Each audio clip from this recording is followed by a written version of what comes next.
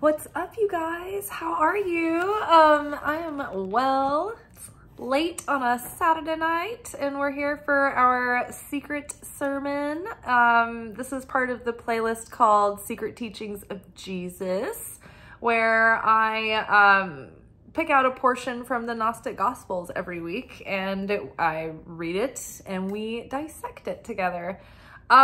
For many months now, we've been going through the Gospel of Philip, and it's like, I can't leave it until we're done with it. I don't know, I just can't. Before this was the secret book of James. James is in Jesus's brother. So those are all really great videos. So you have a million hours worth of Gnostic Gospels to nerd out on if you wish. Caveat, I'm not a theologian. I just am really interested, and basically what I do is I wanted to get into the Gnostic Gospels and things and the Dead Sea Scrolls, and I just didn't know when I'd have time. So I decided to make it a segment that we do together. And I basically pick out a portion that's kind of standing out to me, and I read it and I turn on the camera, and then I basically read it to you guys and we start unpacking together just according to the downloads I'm getting. And many times I recognize Kabbalistic references and things, and so I'll cite those as well. All right. Yeah, and so I do this at midnight because I'm usually working, and so I don't get home until midnight. But the sages and rabbis of old found that it was, particularly the mystic rabbis, found that it was very powerful to study at this time of night, because of a couple of reasons. For one, we are pushing ourselves outside of our comfort zone and breaking the flesh in the spirit of Eucharist and sacrifice to reveal the spirit, to reveal the light of the Creator. And so when we push ourselves beyond what's comfortable, you know, it's like we're tired this time of night. We'd rather be relaxed and vegging out. I mean, I know I would. But then once I start this, I'm like, I'm really into it. And then you can't stop me. We never go for less than like 45 minutes for this segment. So yeah, so this time of night is very powerful. It's also not only because you're pushing yourself to stay up late and making a sacrifice and breaking the flesh and pushing yourself hard. When we do spiritual acts that don't come easily to us, then it counts for more. It actually reveals even more light. It breaks open even more power and potential to redirect into something else, because energy is not created or destroyed. It's only transformed. So I don't know. I think that spirituality and science are interwoven, and I think mysticism is the bridge between that connects them. And then also, one more caveat, midnight is a very powerful time of day. This is a protective time of night, and usually like nighttime and the later hours of the day are very negative. This is when the negative forces are out and there's an absence of light. And it's literally like reflected in the light waning through the day and becoming more dark. It's true symbolically, intrinsically and extrinsically as well. So at midnight, though, this is the seed level of the beginning of the new day. And so that is the first sort of hours of the birth of the new day to come. And that has the most pure, potent power in it. It has the most pureness, wholeness of the light without dissipating over the day. So the day is growing, right, until noon. And then afternoon, it kind of like starts dissipating. That's when the energy starts going from its climax at noon, and it starts to dilute itself. But there's something very potent about midnight because it's the seed level, the whole thing, the wholeness is there. Sort of like the new moon of the day. So it's a very powerful time, and you're kind of protected with this surrounding light, which means that when you're studying and you're taking in, you know, and you're exposing yourself to the light and you're revealing light, you kind of have to go through a process of embodying the wisdom in order to really earn the light and to seed it and to make it real and lasting. Otherwise, you're unleashing this energy that doesn't get directed, and so it can cause chaos. It's a concept called bread of shame. but we'll touch on that later maybe. And so there's something about this time of light there, or this time of night, there's like the surrounding light of protection that, you know, keeps us from having to go through difficult, painful lessons to embody the wisdom. And instead, you know, it's embodied with more ease. And so all of this goodness is going to be captured in this recording, even if you're not watching this at midnight, it doesn't matter. All right, so we are in the Gospel of Philip. The portion for tonight is called marriage. And I think maybe let's preface this before we get into the actual material.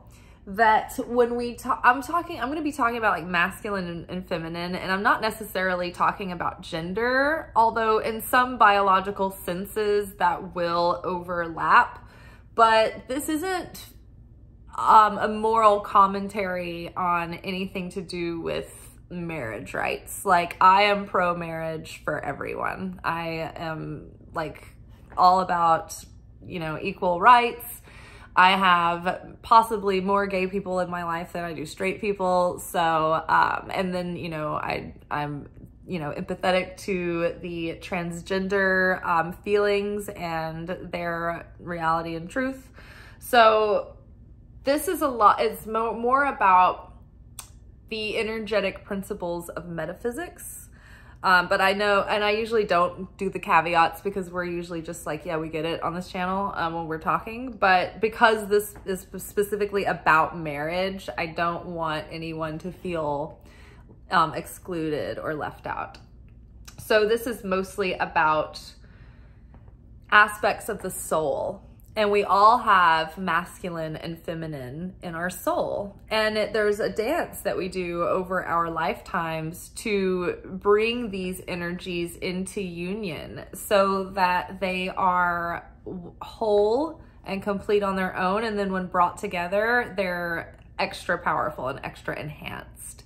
And so, you know, this passage is every bit about the sacred union within, and then also the sacred union of us, the soul, with the creator, that union. And then also on a third level, we are talking about the union of male and female to make a child. So in that regard, we are speaking about biological fertilization.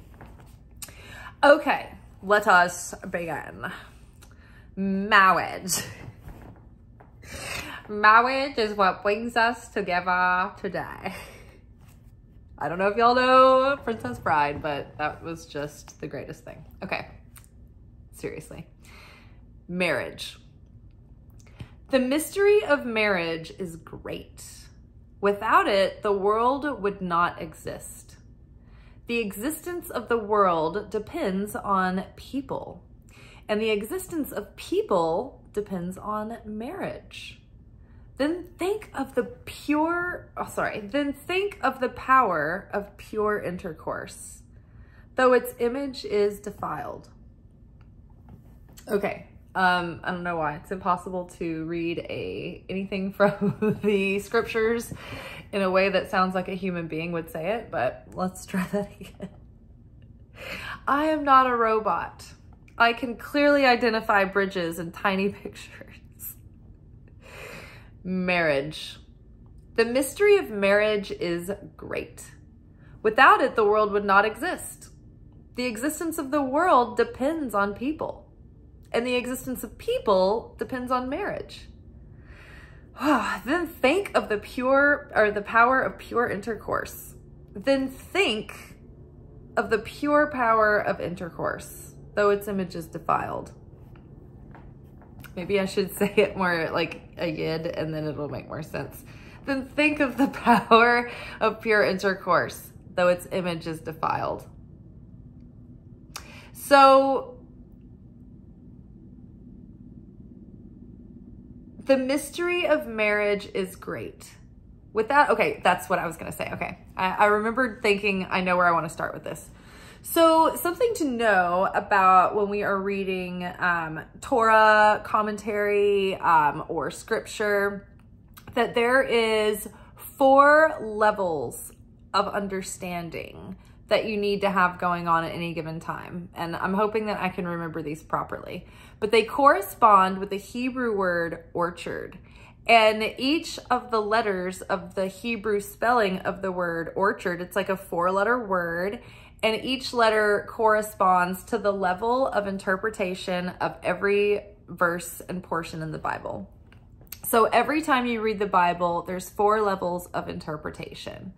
There's like the obvious, mundane, surface level, material, earthly interpretation, where it's just like, what are they talking about? And they're talking about what they're talking about. It's like they're talking about what's going on, and the obvious is what they're saying.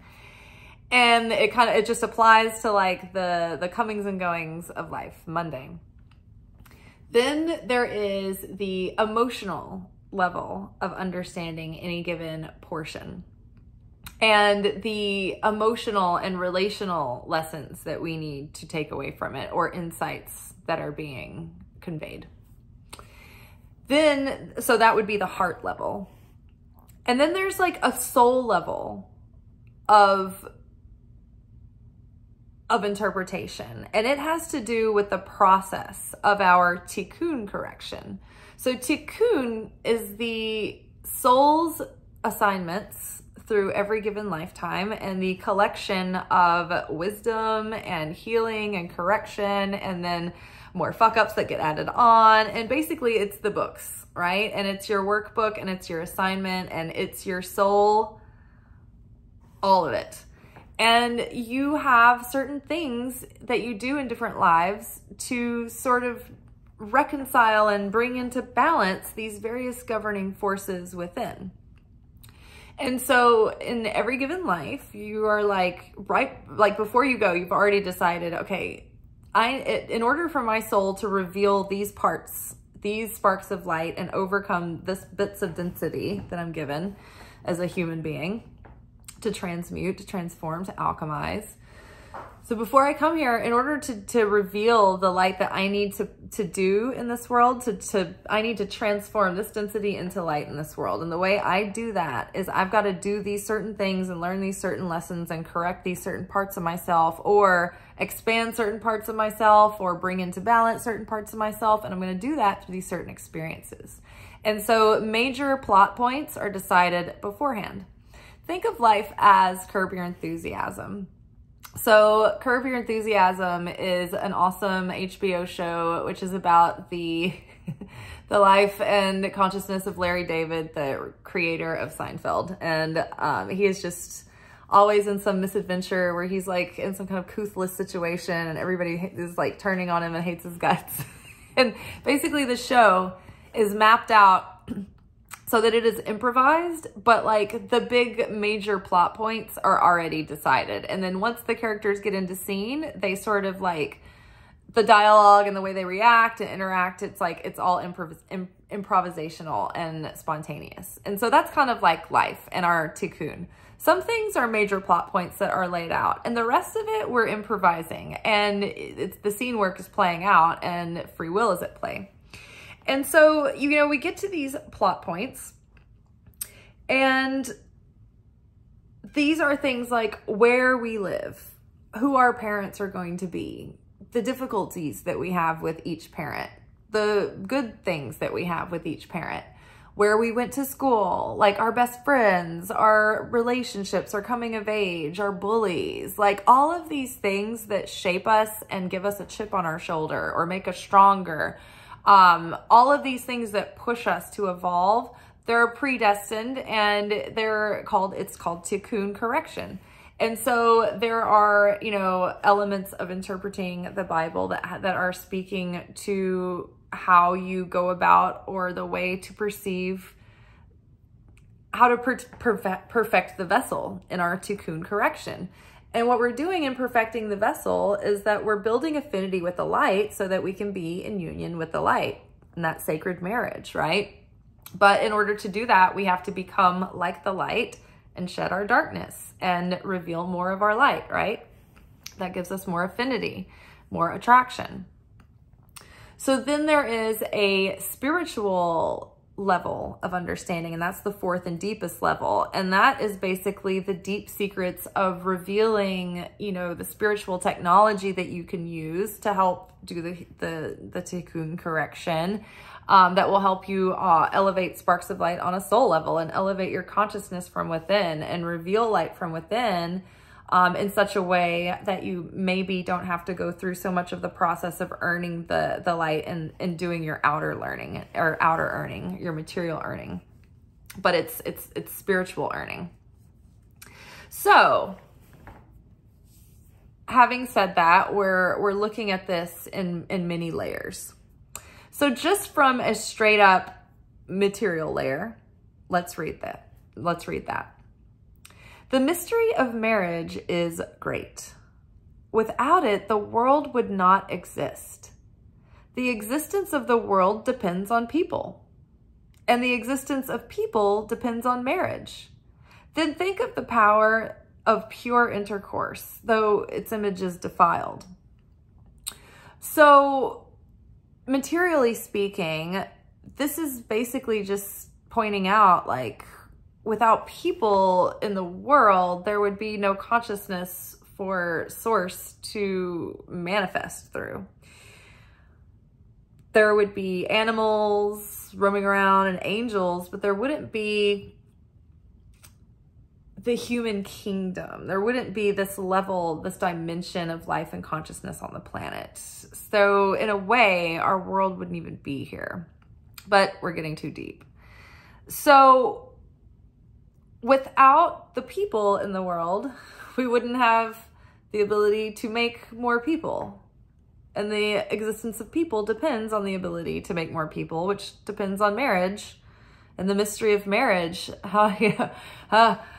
Who knows? It's like, oh, it's a mystery, right? How do we work this out? How do we get these people to see eye to eye and work through it, right? But there's so much power and things going on a soul level in marriage and on a spiritual level in marriage, and between the masculine and feminine elements of the soul within the self, and then also within the other. So there's all that going on too. So there's mystery there. Then think of the pure power, or the power of pure intercourse, though its image is defiled. So the power of intercourse is literally to create life on earth. We're not going to get into the spiritual and magical power of intercourse quite yet, because we're still just in the obvious mundane, right? But, you know, it's just saying, like, hey, the world needs people. Like, there's no world without people. The world needs people to make more people. It all is dependent on one another. Then think of the pure power of intercourse. It's like intercourse is the gateway of life and death, and it brings life and souls through onto the planet. You know, it grows human beings. It's crazy. But this image is defiled. It's like, this is sacred and powerful stuff, but it's like, it's cheapened and it's defiled, and we, you know, come at it from our base instincts and we cheapen it and dilute it, and we are irresponsible with the power that it unleashes. And I'm not going on a rant to make us feel shameful or guilty. It's just that the pure intention and the pure energy of, this is a good way to, well, that's even on the metaphysical level. See, when our ego interferes with our pure higher self nature, it's like our gears get funky. And that's what it means by defiled. It's even just like our ego wanting to force a thought instead of it being completely in alignment with like the harmony of the universe, or like it could have nothing to do with intercourse or marriage or relationship. It could be like, because in my, this book about angels that I've been reading for a while, it talks about defiling the powers, or defiling the the consciousness, or the angels get defiled.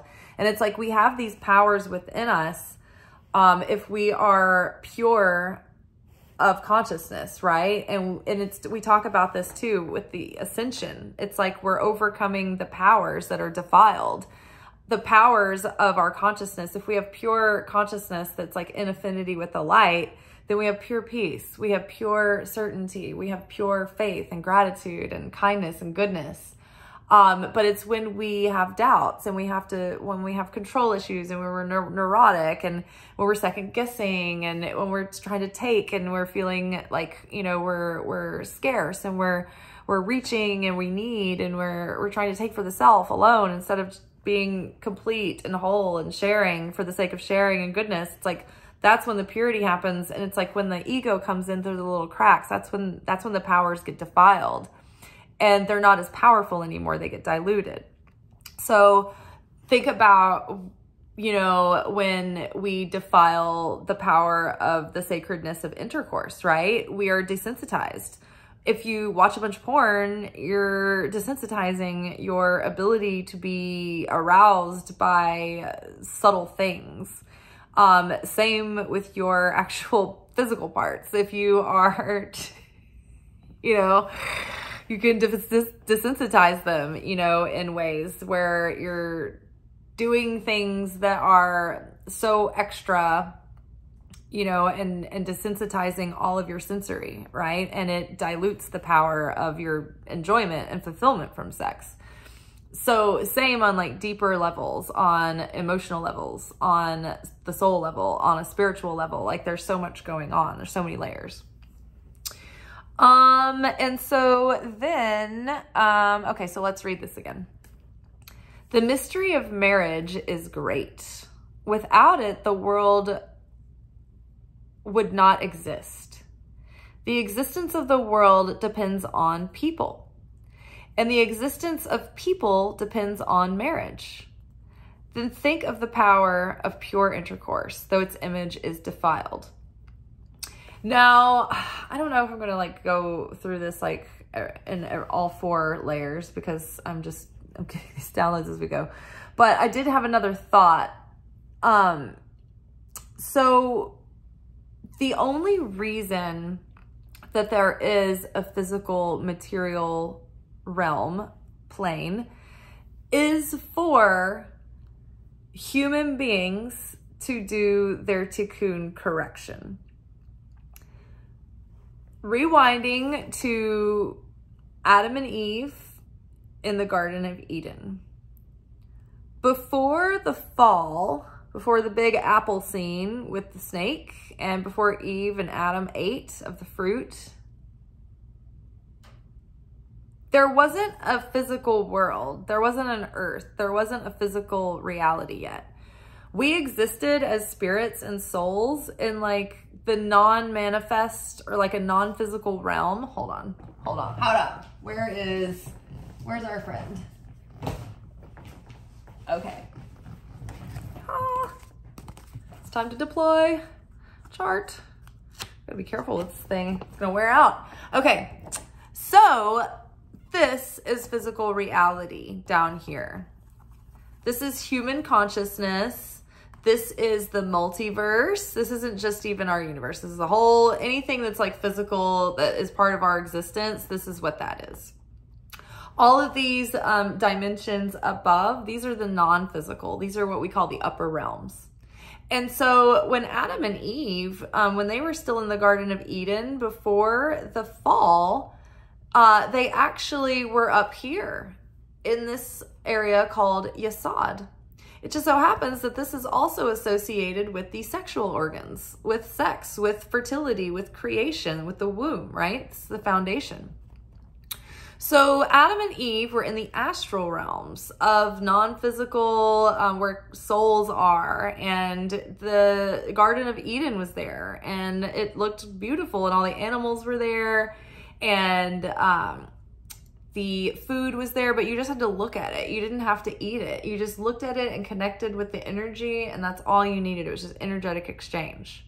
Now, even before the souls of Adam and Eve were created in this realm, There was just the beauty of of nature, right? And again, this wasn't physically manifest yet. It was like in an unmaterialized dreamlike form. And the animals were in harmony, and the garden was plush, and it was beautiful, and everything was peaceful and paradise. And so I can't remember which angels they were, but they were like, Creator, are you sure you want to create humans? You know, they're gonna look at all this beauty, look at the majesty of the mountains. And I mean, has anybody ever been to Alaska? Like, I mean, oh my God, look at these animals, look at everything so beautiful, and it's in harmony, and it's perfect, it's in its perfection. Why, you know, the humans are gonna come here and ruin all of it.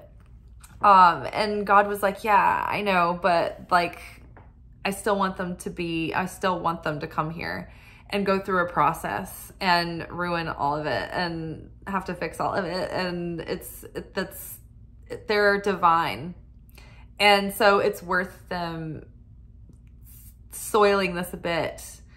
Even though it's going to be too much, they're going to do too much wrong or whatever. It's like they still have a purpose in being here, even in their wrongness. And so the angel, again, after the fall of Adam and Eve, that angel was like, see, I told you so. They fucked up. Are you mad now? Like, don't you know, regret this? And that's when the Creator was like, okay, you get to go be ruling in hell then. Like, you are cast out of the heavenly realms, right? So that was one time that the Creator cast out energies that weren't in alignment. They were refuse from the unity and the whole. So those angels were then demons cast out of the upper realms. And because they questioned the validity of human beings. And the fact is that Creator was like, no, the human beings, that's the whole point. That's what this world is for. They're the whole point. This is the expression of my consciousness through earth, and we're going through a process. So it's like, yeah, they're worthy. They're the point. Like, even their mistakes are the point. It's how they're going to evolve and blossom and unfold, right? So the human beings, then Adam and Eve, when they ate the apple, and when Adam ate the apple, that wasn't when the fall happened. The fall happened when they felt shame, and their consciousness disconnected from that of the Creator. And the Creator was like, they were, you know, hiding themselves in their foliage and their fig leaves, and the Creator was like, who told you were naked? And they, you know, it's like, that's when they took on the flesh. So basically when they fell, that was the fall. Because they no longer had affinity with the light of the Creator to stay in these upper realms, it caused density and separation. And so because the Creator has no shame, no guilt, right? Creator is merciful, favor, unconditional love.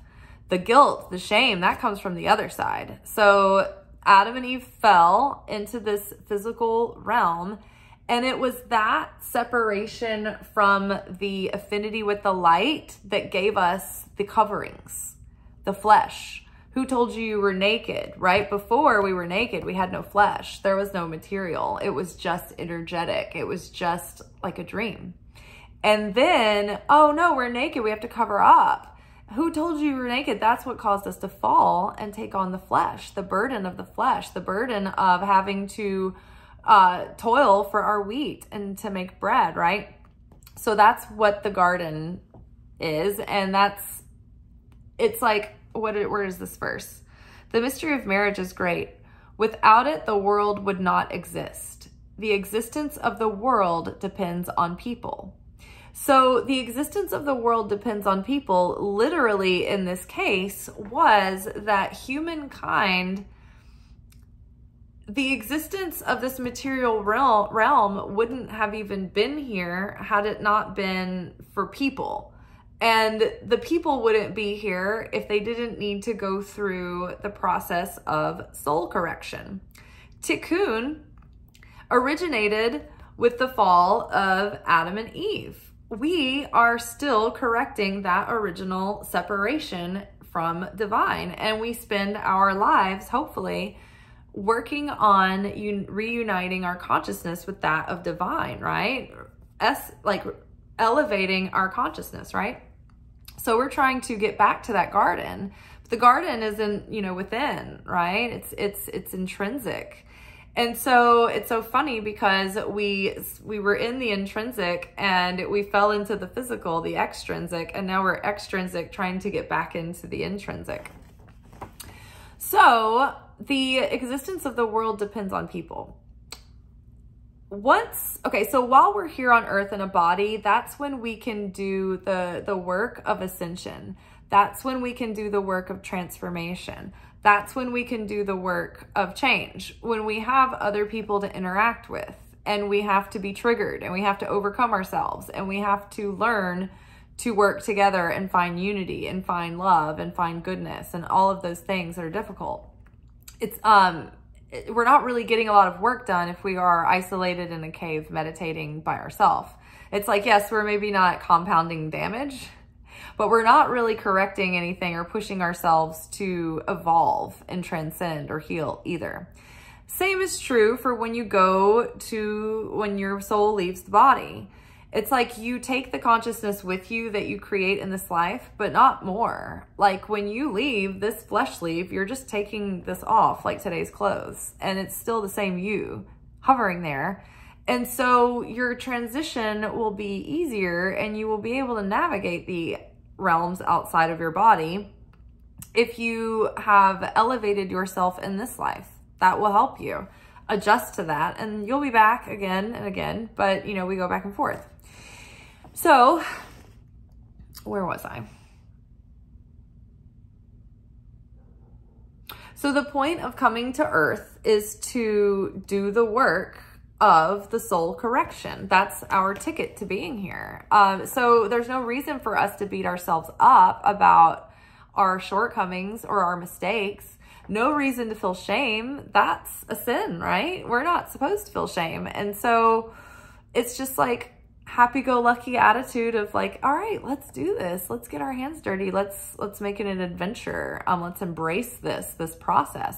And so it's the process that elevates us, that gives us a reason to be on earth.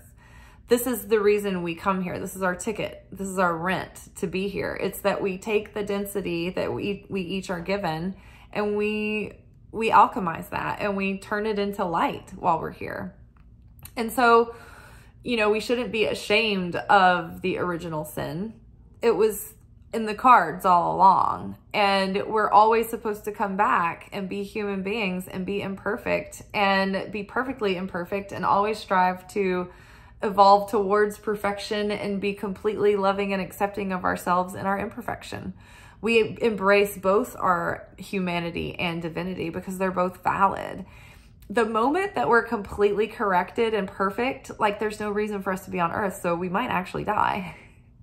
So it's your flaws that keep you here. So the existence of the world, the realms, the existence of existence depends on people. It's the only reason it's here.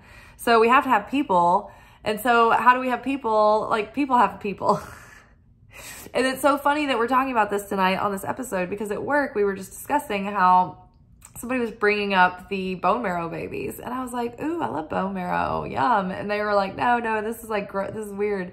They were like bone marrow babies. And I was like, what do you mean? And they were saying that somebody had figured out you could make like a human being with the DNA of someone's bone marrow without having semen. And so these females were trying to have like babies by using their own bone marrow and bypassing like the use of sperm, which I don't know why. Like, you can go get sperm at a sperm bank.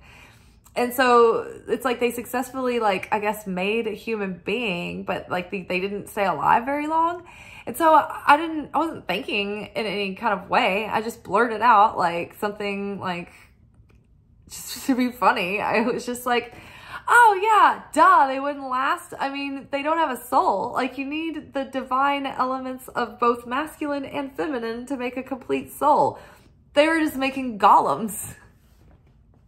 And I was kind of joking, but I mean, there was a part of me that was like, no, that sounds exactly right. That's probably right.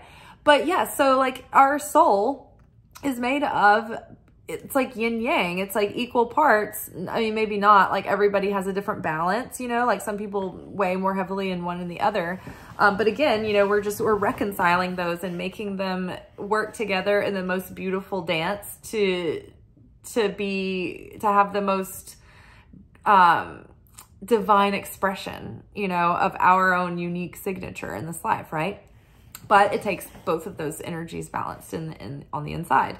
Same with this. This is the map of reality, and this is the left column is the feminine energy, the right column is the masculine energy, and the central column is neutral energy. Now you can think of it like electricity. The left column, the feminine, is negative energy. The masculine column is positive energy. It's like dynamic, active, outward, sharing, receptive, you know? And then the neutralizer, this would be like the ground wire for the electricity. So, the masculine and feminine come together, to kind of like supercharge the soul, I guess. It's like the holy union, but and like the inner divine masculine and feminine coming into union. It like elevates the divinity and the consciousness to such a degree that you know, it brings out significant changes in oneself, prophetic gifts and things that are like all of these dimensions would then become activated, and these have, you know, some unmanifest traits and abilities and psychic abilities, prophetic abilities, healing abilities. Like it would be like all of a sudden turning on the Christ button and, you know, being able to make wine out of water, if you were completely integrated in that way. Okay, so the mystery of marriage is great. Without it, the world would not exist. The existence of the world depends on people, and the existence of people depends on marriage.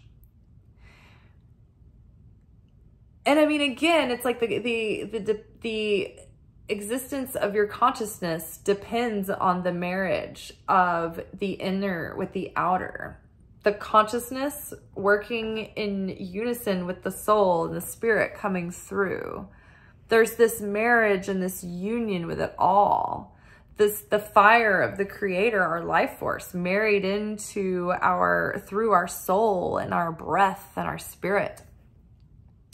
The mystery of marriage is great. Without it, the world would not exist. The existence of the world depends on people, and the existence of people depends on marriage. Then think of the power of pure intercourse. Though in its image it is defiled. Now, pure intercourse, think of the power of pure intercourse, right? This is not necessarily the physical manifestation of human intercourse, but pure intercourse is light entering into vessel. There are two aspects to reality: light and vessel. The light is the creator, it's God. And before there was vessel, like before the world, or in the beginning, there was chaos and void and darkness, and, you know, chaos was about or whatever. The void was when there was no vessel, right? There was no world, there was no existence, right? The existence, this down here, this is the vessel. We are the vessel. This is the vessel, right?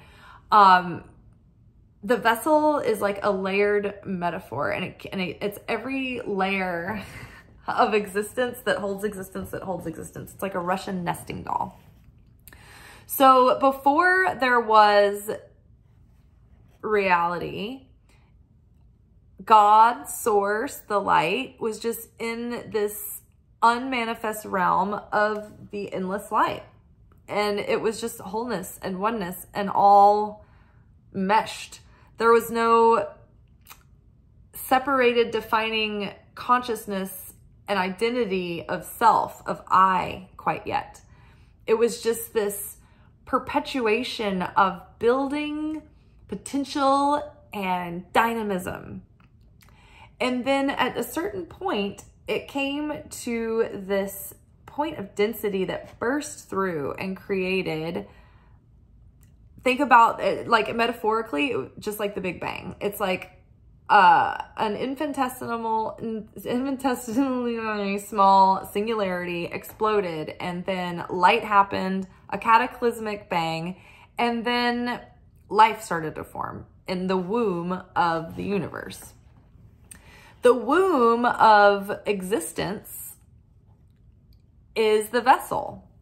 So light, before there was vessel and it was just the endless, wanted to share. Think of a horny adolescent male who's just like, I want to fucking fuck somebody. I want to share my chest on everything. Angst. That was like existence before there was vessel. And so the light was just building and building and building and condensing and crystallizing and wanted to share, but there wasn't anything to share with. So the vessel was created so that light could share with vessel. That is pure intercourse. Light sharing with vessel is creation energy. Sex is creation energy, quite literally. Metaphysically, sex is creating souls. On a magical level, sex is manifestation energy. It's creation energy. There's so much power going on in sex. And so basically, when you go to look at pure intercourse and that it's defiled, it means that the vessel, if defiled, won't receive the light. It will push back. And so that creates zim zoom, and it's resistance to the light. No, I don't want to receive the light. I didn't ask for this. I don't want this. And so the ego gets in the way. Oh, I don't want to have bread of shame now. I've been given something that I didn't earn. And so then the light is like, okay, I will pull away from you. I will put a veil across. And the only way that you can get the light is if you earn, and you have to become like the light in order to have affinity and connect. That way there won't be bread of shame. That way there won't be the fall. We can actually reconnect when there's earning and there's no feeling of guilt or not deserving. So we practiced restriction. We restricted the light. And now we go through a process to perfect the vessel in order to earn the light again. And so the way it was defiled was that the perfect vessel that was in perfect union with the light was then taken down out of that perfect affinity with bread of shame. When you overgive to someone when they haven't earned it, it creates resentment. It's like, ooh, they don't like it. It's like when someone keeps giving to you and you start feeling bad, and you're like, oh, I feel like there's gonna be strings attached, like, or like if someone is too available in dating and you're not there yet in the process and it's too much too soon kind of thing. It's like, oh, it becomes like bread of shame. Or when parents spoil their kids and they give them too much and it actually damages the developmental phases of the child. And then they become, their personality is twisted and defiled, but also their capabilities are then stunted as well, right? So earning of the light, earning creates appreciation. It creates an ability to know how to handle and sustain and maintain what one is doing and value that. And so earning is the process. And so that's what our soul does through Tikkune. It earns the light back without bread of shame, so that the light is then embodied for real and we are brought into union with the Creator. The mystery of marriage is great. Without it, the world would not exist. The existence of the world depends on people. and the existence of people depends on marriage. Then think of the power of pure intercourse, though its image is defiled. So yes, the image being defiled, it's like it's diluted through misunderstanding, it's diluted through misuse, it's diluted through abuse, it's diluted through taking for granted. But the defilement also happens at a level of consciousness where we just simply don't have, our consciousness isn't aligned with the consciousness of the light. It's not in creator consciousness, it's in effect consciousness. Or we're not in builder consciousness, we're in destroyer consciousness. Or we're not in sharing consciousness, we're in taker consciousness. You know, it's like, what kind of consciousness are we in? That is what determines the purity of the vessel. Yes. Oh, and then another note, the footnote for this whole portion. I'm just going to read the portion, then I'll read the footnote, and then I'll say what I was going to say. The mystery of marriage is great. Without it, the world would not exist.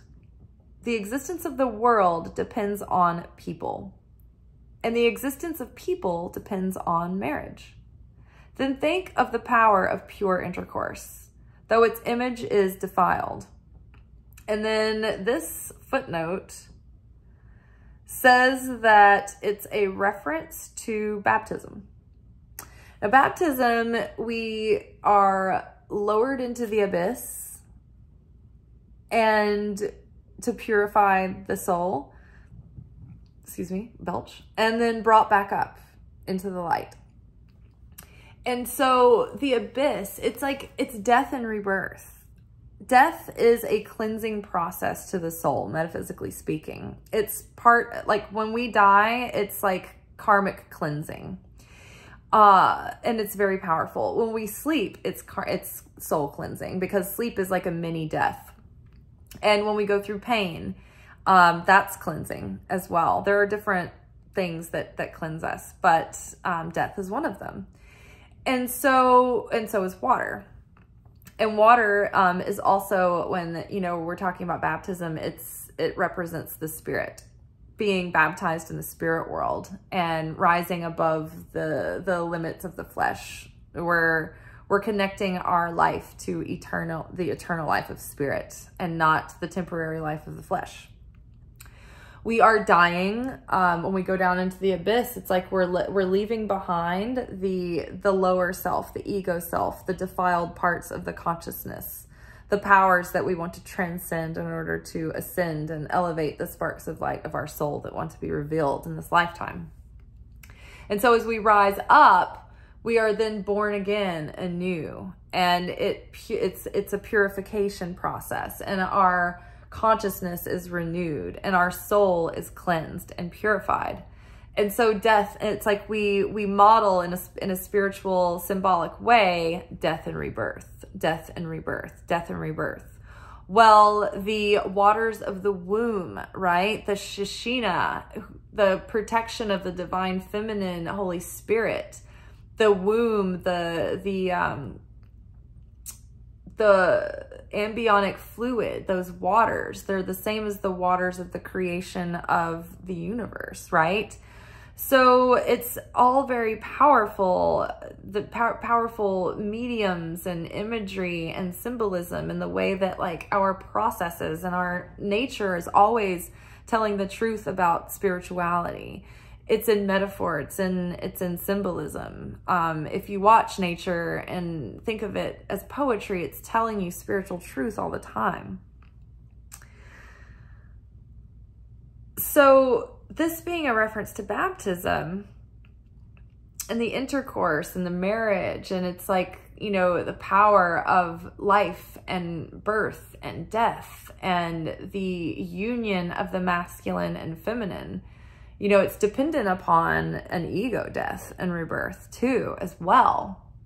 And when we unite as physical people, we are dying to the old singular self, and we are being reborn as the unified two as one self. So yeah, baptism. The mystery of marriage is great.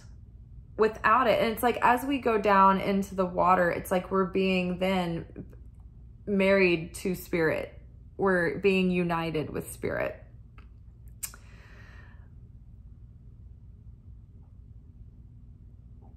Yeah, I think that's all. I think that's all I have tonight. It's okay, it's just 50 minutes. All right, you guys, let's read this one more time. All fluid lack. Marriage. The mystery of marriage is great. Without it, the world would not exist. The existence of the world depends on people, and the existence of people depends on marriage.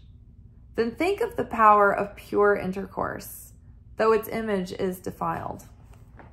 All right, go to bed thinking about the power of pure intercourse. Ciao.